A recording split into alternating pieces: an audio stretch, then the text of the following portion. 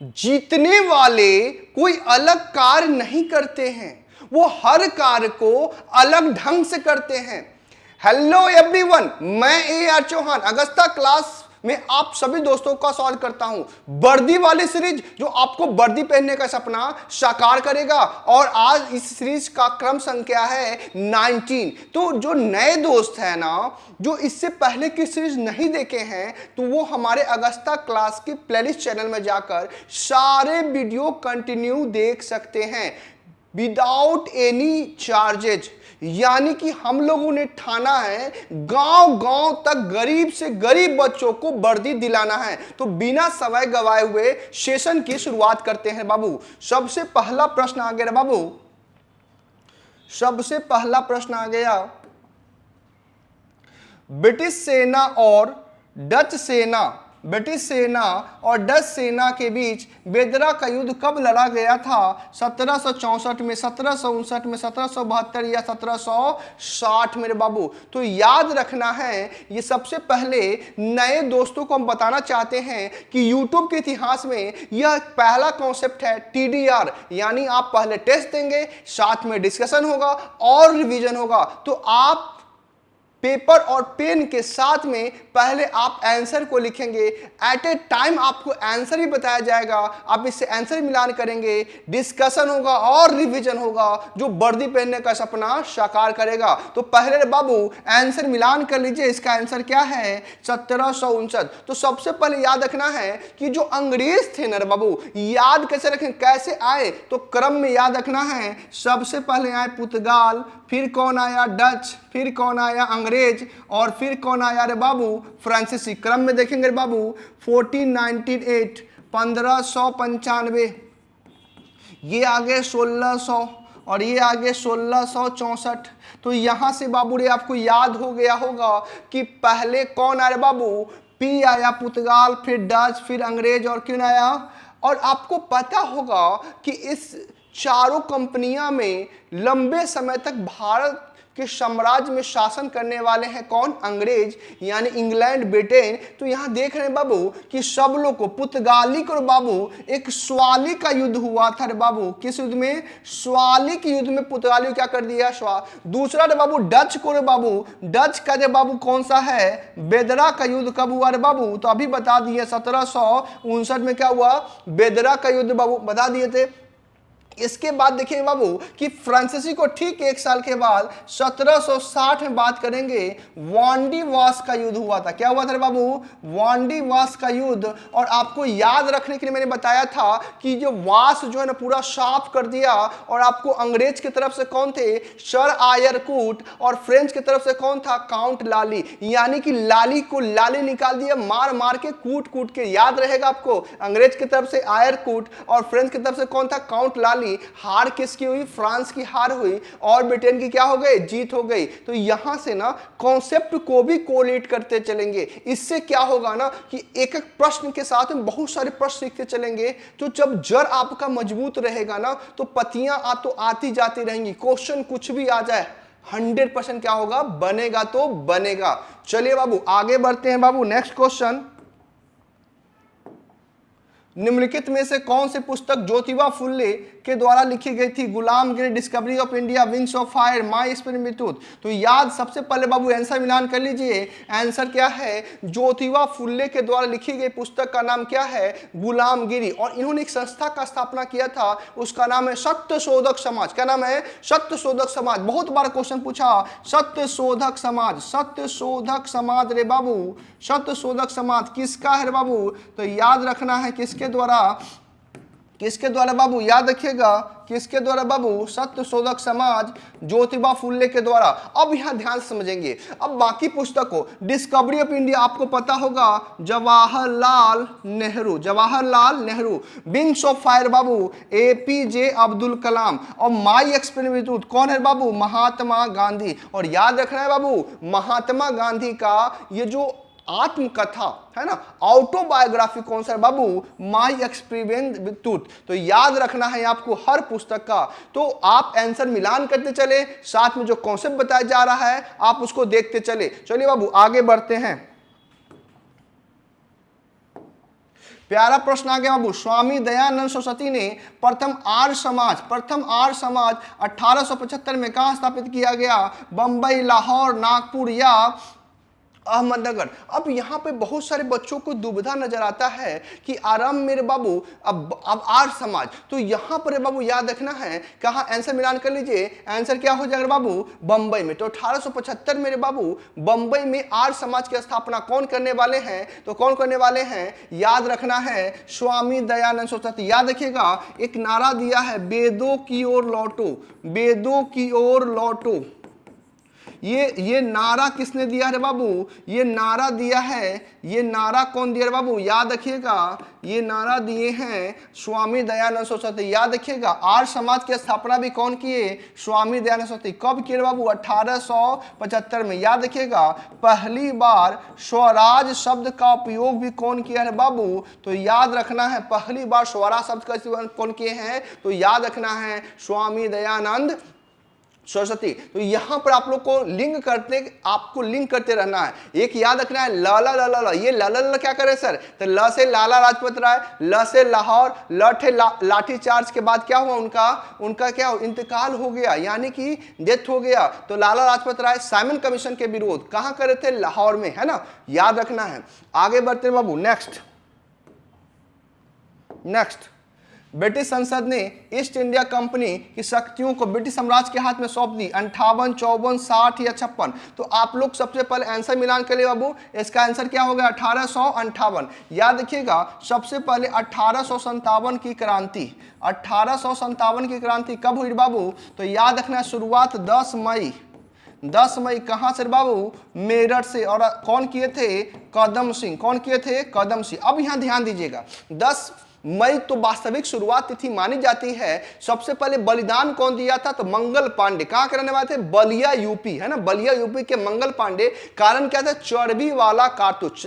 तत्कालीन कारण 1857 का क्या? चर्बी वाला कारतूस, है ना। तो यहां ध्यान देना पहला 10 मई मेरठ। अब याद रखना है इस समय कौन गवर्नर था? याद रखना कैसे याद रहेगा? केनिन। तो क से क्रांति, क से केनिन। तो लिंक करने का प्रयास करेंगे ना तो हर एक प्रश्न क्या हो जाएगा? आपको याद हो जाएगा, है ना। तो यहां देखते रहेंगे आंसर क्या हो गया? 1800। अभी क्रांति के बाद जो 1858 के पास जो बात है कि कंपनी के बाद सीधे जो है क्राउन के पास में रूलिंग आ गया, यानी कि अब जो शासन कौन करेगा? क्राउन के द्वारा किया जाएगा, राजा या रानी के द्वारा किया जाएगा, है ना। चलिए आगे बढ़ते बाबू। अपने उपन्यास आनंद मठ में बंकिम चटर्जी बंगाल के किस विद्रोह के विशेष उल्लेख किया है? चौर विद्रोह, सन्यासी विद्रोह, कोल विद्रोह, संथाल विद्रोह। तो पहले बाबू आंसर मिलान कर लीजिए। इसका आंसर क्या होगा? सन्यासी विद्रोह। जैसे बाबू देखिए यहां पर समझना है कोई भी जनरल स्टडीज में जनरली गलतियां क्यों होते हैं, इसका कारण क्या है? बहुत सारे बच्चे आज भी ना रटने पर जोर देते हैं। घर पर क्या करते हैं? ग्रुप डिस्कशन कर लिए और उनको लगा कि हर एक चीज क्या हो गया? याद हो गया। बहुत सारे लोग बुक को क्या करते हैं? याद करें बिना समझे हुए। तो एक बच्चे ने इस पर बेस्ट एग्जाम्पल दिया, मैं आपको सुनाना चाहता हूं। एक ट्रेन में जब मैं सफर कर रहा था तो दो दोस्त आपस में बात कर रहे थे। एक दोस्त ने पूछा कि तुमको मैं एक प्रश्न पूछूंगा, उस प्रश्न का जवाब आपको जल्दी देना है, यानी जितना फास्ट हो सके उतना देना है। अब उसने प्रश्न किया कि तुम जनाना है कि जनानी? बॉयज दोस्त थे, लड़के थे। तो लड़के ने बोला पटाख से जनाना। तो अगर अर्थ नहीं जाने तो जनाना और जनानी जो है हिंदी में बात करेंगे ना तो महिला को ही बोला जाता है। उस बच्चे को पता ही नहीं था कि जनाना का मतलब क्या होता है। उसने सोचा होगा कि जनानी मतलब महिला हो गई, जनाना मतलब पुरुष होगा, इसे उसने जनाना बोल दिया। तो कोई भी चीज को ना बिना तथ्य को अगर आप रटेंगे तो यही होगा, आपको बाद में हंसी का पात्र बन जाएंगे, रिजल्ट नहीं आएगा। तो तथ्यों को समझने का प्रयास कीजिए। केवल खुश होने से कुछ होने वाला नहीं है। अक्सर लोग तो केवल हंस हंस के कुछ कार्य नहीं होने वाला है। आपको तथ्यों को समझना होगा, जड़ को मजबूत करना होगा। अब यहां समझिए कहानी क्या है बाबू। सन्यासी विद्रोह सबसे पहले कहां हुआ रे बाबू? तो याद रखना क्या है? बंगाल में। और किसके द्वारा हुआ? तो याद रखना है सन्यासियों के द्वारा हुआ। किसके द्वारा हुआ? सन्यासियों के द्वारा हुआ। ठीक है। अब सन्यासी विद्रोह कहां हुआ? अब ये जो आनंद मठ है ना, आनंद मठ उपन्यास है किसका है बाबू? बंकिम चंद्र चटर्जी का। बंगाल में विद्रोह हुआ, पता नहीं आपको, ठीक है ना। और इसी के बारे में क्या मिला है? चर्चा मिला हुआ है ना। आगे बढ़ते हैं बाबू, आगे बढ़ते हैं। निम्नलिखित में से कौन सा भारत का एकमात्र सक्रिय ज्वालामुखी है? अमीन द्वीप, बैरन द्वीप, लक्का द्वीप या मिनिकॉय? तो पहले बाबू आंसर का मिलान कर लीजिए। क्या होगा बाबू? बैरन द्वीप। क्या होगा? बैरन द्वीप। तो याद रखना सबसे पहले यहां देखेंगे, मैपिंग का सहारा लेंगे बाबू। यहां पर है हमारा अंडमान और निकोबार, और यहीं पर दो द्वीप दिखाई देगा, एक दिखाई देगा बैरन और एक दिखाई देगा नारकोंडम। तो भारत में दो ही ज्वालामुखी द्वीप है, एक का नाम है बैरन और दूसरा का नाम है बाबू नारकोंडम। तो जो बैरन द्वीप है ना रे बाबू, ये कौन है बाबू? बैरन द्वीप क्या है? सक्रिय ज्वालामुखी। कितना ज्वालामुखी द्वीप है भारत में? दो, बैरन और नारकोंडम। और कहां बाबू? अंडमान के निकोबार के उत्तर में, यानी अंडमान के क्या है? उत्तर में। याद रखना है। इसके बाद आपको पता है यहां पर क्या है? ग्रेट निकोबार। क्या है? और ग्रेट निकोबार में बाबू याद रखिएगा, भारत का सबसे दक्षिणतम बिंदु, उसका नाम है इंदिरा पॉइंट। क्या नाम है? इंदिरा पॉइंट, है ना। तो आगे बढ़ते हैं बाबू, आंसर मिलान कर लिए होंगे, आगे बढ़ते हैं। भारत और भूटान के बीच में सीमा भारतीय राज्यों के बीच लगती है 4, 2, 3 और 5। तो पहले आंसर मिलाने कितना होगा बाबू? 4। कितना होगा? 4। अब मैप का सहारा लीजिएगा। सबसे पहले यहां देखिए, यहां कौन सा है राज्य? भूटान। और यहां क्या है बाबू? नेपाल। क्या है? नेपाल। तो यहां पर तो एक सिक्किम लग ही रहा है, यहां पर एक वेस्ट बंगाल भी लग रहा है, यहां पर असम, और फिर क्या हो जाएगा? अरुणाचल प्रदेश। तो कितने राज्य से साझा कर रहा है? 4 राज्य। कैसे बाबू? यहां पर सिक्किम, यहां पर पश्चिम बंगाल, असम और आंध्र प्रदेश। सबसे ज्यादा रे बाबू यहां देखिए, असम से सबसे ज्यादा साझा कर रहा है कौन? भूटान। तो कितने राज्य? 4 राज्य, है ना। 4 राज्य से कौन सा अपना? भूटान क्या कर रहा है? तो यहां पर आपको पता चला भारत और भूटान के बीच में कितने बाबू? 4, है ना। तो मैपिंग के थ्रू आपको ज्योग्राफी जो है देखते रहना है। आगे बढ़ते हैं। भारत में निम्नलिखित में से किस राज्य की सीमा म्यांमार के साथ नहीं लगती? असम, मणिपुर, नागालैंड, अरुणाचल प्रदेश। तो यहां पर बाबू आंसर मिलान के लिए कौन सा होगा? यहां पर होगा बाबू तो यहां देखिएगा, सबसे पहले आपको दिखाई देगा अरुणाचल प्रदेश, फिर कौन सा बाबू? नागालैंड, फिर आपका मणिपुर, है ना, और फिर आपका मिजोरम। तो ये जो 4 है ना बाबू, म्यांमार से साझा कर रहा है। कौन कौन? अरुणाचल प्रदेश, नागालैंड, मणिपुर और मिजोरम। ये 4 राज्य है ना जो म्यांमार से क्या करता है? सीमा साझा करता है। तो कौन नहीं कर रहा है? तो कौन नहीं कर रहा है यहां पर कौन नहीं कर रहा है? असम। तो मैप के थ्रू ही आपको ज्योग्राफी हो, चाहे आपका पॉलिटी, हिस्ट्री, जब भी पढ़े ना तो मैप के थ्रू को लिंक करने का प्रयास कीजिए। हिस्ट्री, ज्योग्राफी, पॉलिटी करें, सबको लिंक करेंगे ना, तो लिंक करने के बाद क्या होगा कि आपका एक कॉन्सेप्ट जो है ना एक मजबूत होते जाएगा, यानी बेस आपका क्या होते जाएगा? बनते जाएगा। तो हमने आपको बताया कि कौन राज्य साझा नहीं कर रहा है बाबू, तो कौन है बाबू? असम। कौन सा नहीं होगा? तो म्यांमार साझा कौन नहीं कर रहा है? तो याद रखना है असम। अब बहुत सारे बच्चे क्या करते हैं ना, एग्जाम में ना इतना तेजी पढ़ते हैं ना, नहीं को मिस कर देते हैं, और इस कारण से प्रश्न क्या हो जाता है? गलत हो जाता है। साथ में याद रखना है, कॉन्सेप्ट को समझना है, मैप को माइंड में क्या करना है? सेट कर लेना है कि इंडिया में कितने स्टेट हैं। तो याद रखना है 28 स्टेट है। कितना? और यूटी कितना है बाबू? 8। और ये कब से इफेक्ट हुआ? तो 26 जनवरी 2020 से, है ना, याद रखना है। चलिए आगे बढ़ते हैं बाबू। भारत में ज्वालामुखी विस्फोट से में से क्या बना? हिमालय, दक्षिणी पठार, लक्षद्वीप या पश्चिमी घाट? तो आप लोग को याद होगा, यहाँ पर बाबू हम बताए हैं, ये जो पेनिसुलर प्लेटू है ना, यहाँ पर है बाबू दक्कन। क्या है बाबू? दक्कन का पठार। ये जो दक्कन का पठार है ना, वास्तव में बाबू याद रखना है, ये वोल्कानों के द्वारा जो है ना, निर्मित जो है क्या है? पठार है। यानी कि वोल्कानों के द्वारा निर्मित क्या है? प्लेटू है। तो ये जो प्लेटू है किसके द्वारा है? ये वोल्कानों के द्वारा है, यानी ज्वालामुखी विस्फोट के द्वारा है। तो बाबू इसका आंसर मिलान कर लीजिए, क्या होगा? अब ये जो क्षेत्र में वोल्कानों के जो क्षेत्र में जो मिट्टियां बनती है ना, वो कैसे? Black soil. कैसे बनती है? काली मिट्टी। और काली मिट्टी को बाबू याद रखिएगा, काली मिट्टी को बाबू रैंगुर मिट्टी भी कहते हैं। क्या कहते हैं? रैंगुर मिट्टी भी कहते हैं। और इसमें कपास की खेती होती है। किसकी खेती होती है? याद रखना है, कपास का। और ये जो कपास है ना, इसीलिए इसको कपासी मिट्टी भी कहते हैं। क्या कहते हैं? कपासी मिट्टी। किसको?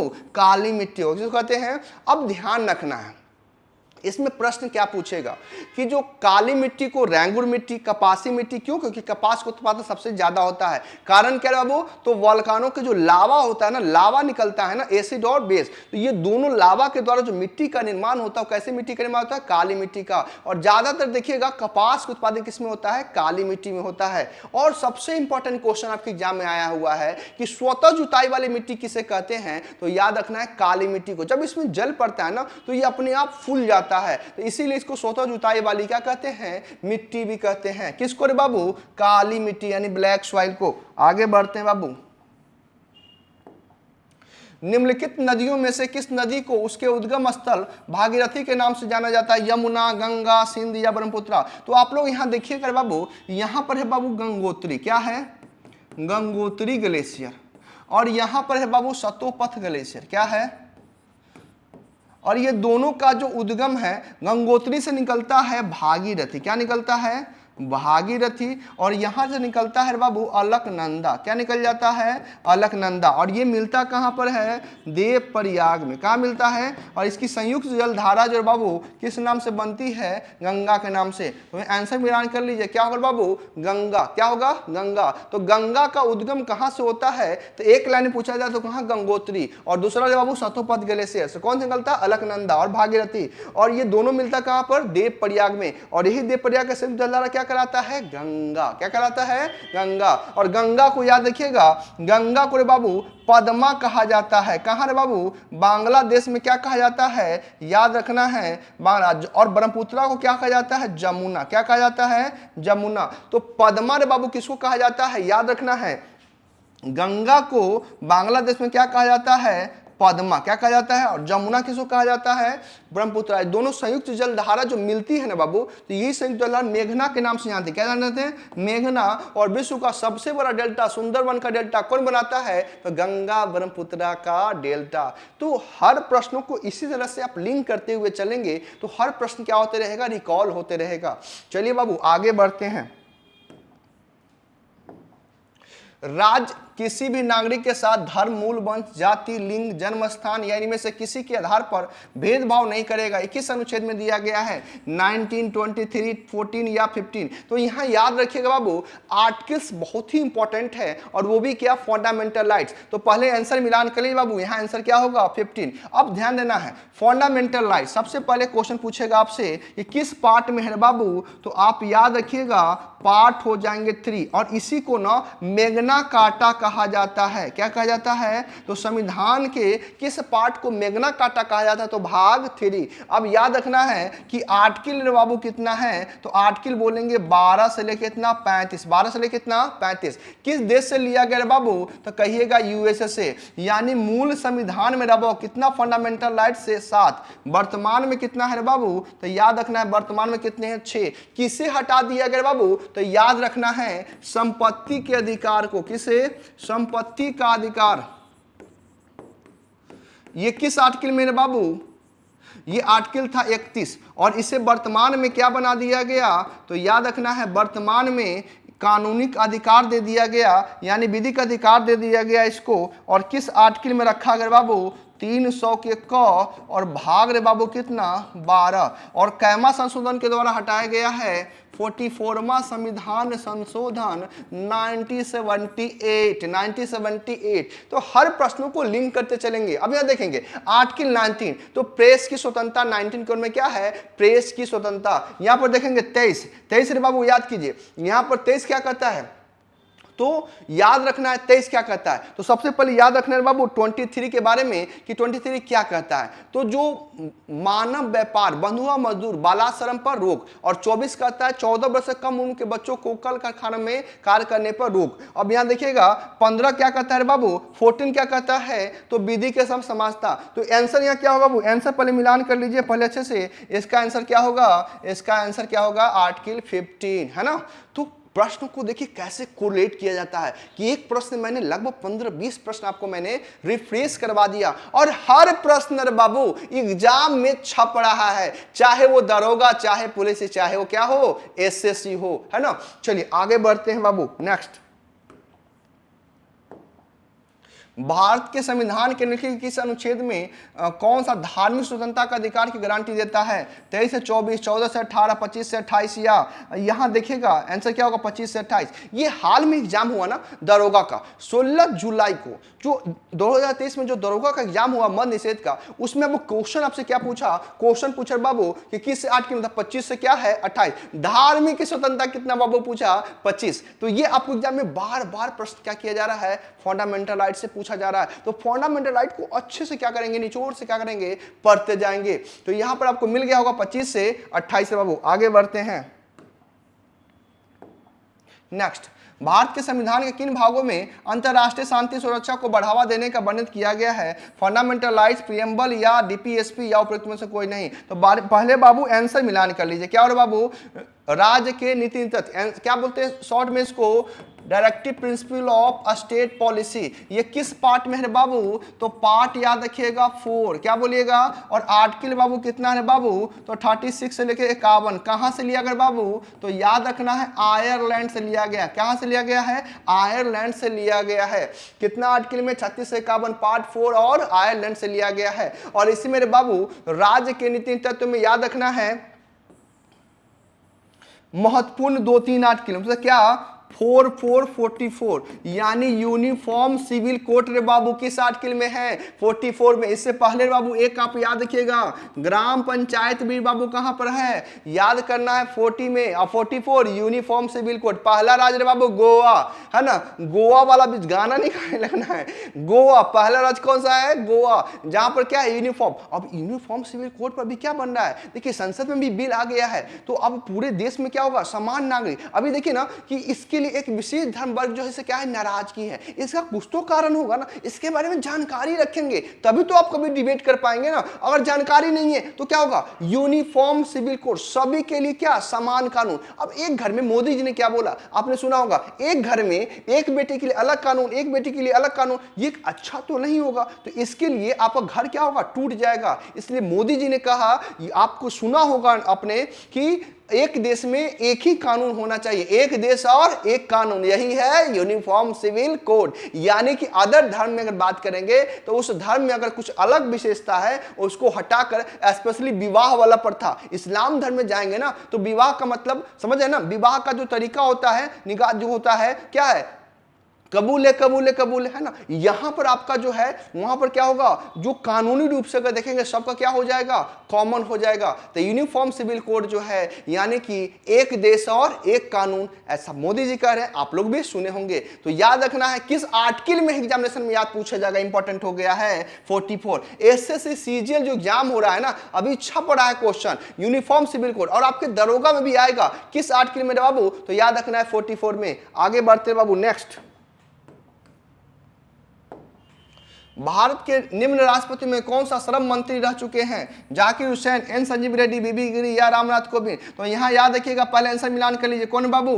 बीबी गिरी। याद रखना है बीबी गिरी भारत के पहले ऐसे राष्ट्रपति जो कार्यवाहक राष्ट्रपति बने थे। कौन है बाबू? वेंकट बड़ा गिरी, वेंकट बड़ा गिरी। याद रखिएगा कि भारत के पहले ऐसे राष्ट्रपति जो बिहार के क्या कहते हैं? राज्यपाल थे, क्या नाम था? जाकिर हुसैन। और दूसरा बाबू याद रखिएगा रामनाथ कोविंद भी ऐसे राष्ट्रपति बने जो पहले बिहार के क्या रह चुके हैं। तो ये दोनों व्यक्ति राष्ट्रपति बनने के पूर्व बिहार के क्या रह चुके हैं? गवर्नर रह चुके हैं। नीलम संजीव रेड्डी के बारे में याद रखिएगा, भारत के एकमात्र राष्ट्रपति जो निर्विरोध जीते थे, उनका नाम क्या है? नीलम संजीव रेड्डी। और याद रखिएगा ये राष्ट्रपति बनने के पूर्व लोकसभा के स्पीकर भी रह चुके हैं, और द्रौपदी मुर्मू से पहले ये सबसे युवा राष्ट्रपति भी रह चुके थे। अभी वर्तमान में सबसे युवा राष्ट्रपति कौन है? तो याद रखिएगा द्रौपदी मुर्मू। लेकिन अगर मेल में पूछे ना तो अभी भी वर्तमान में सबसे युवा राष्ट्रपति कौन से हैं? तो कौन से हैं? याद रखना नीलम संजीव रेड्डी।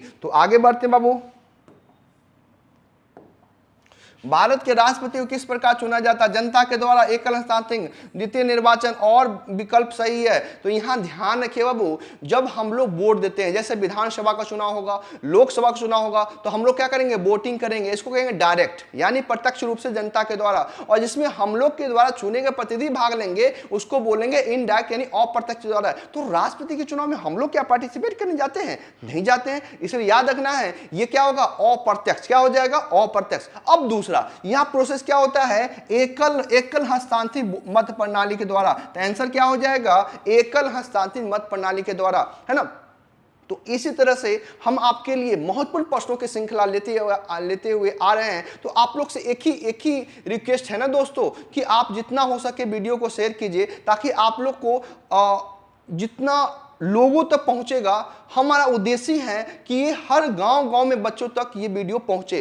तो आप सभी दोस्तों से आग्रह है कि शेयर करें, अगस्ता क्लास चैनल को जो है लाइक, सब्सक्राइब, कमेंट भी लास्ट में करें कितना प्रश्नों को आपने सही बनाया है। जब ये करेंगे ना, तो हमें भी मोटिवेशन मिलेगा, आप लोग के लिए लगातार ऐसा ही सीरीज और भी बेहतरीन प्रश्नों का श्रृंखला लेके आने पर मजबूर करेगा। तो मिलते हैं अगले वीडियो में। धन्यवाद।